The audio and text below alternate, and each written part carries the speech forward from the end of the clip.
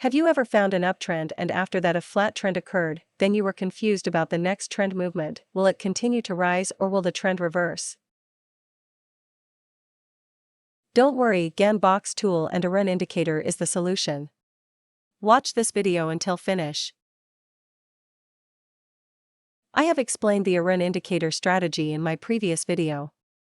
King of Indicators. You can also follow the arrows to find my previous videos about the run indicator.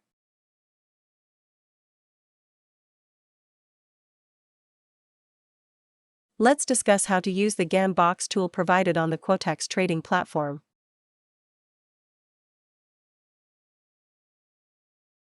Gann box tool has two areas. The side area is a strong trend area, and the middle area is a weak trend area.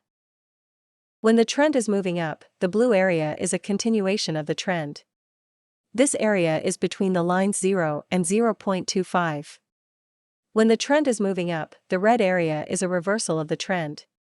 This area is between the lines 1 and 0.75. There are two conditions in the strong trend area.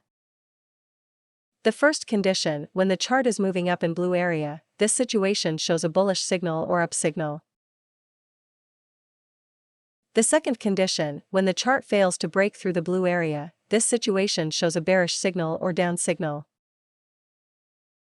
The first condition, when the chart is moving down in red area, this situation shows a bearish signal or down signal. The second condition, when the chart fails to break through the red area, this situation indicates a bullish signal or up signal. If the chart is in the middle area, the 0.5 line will determine whether the choice is up or down.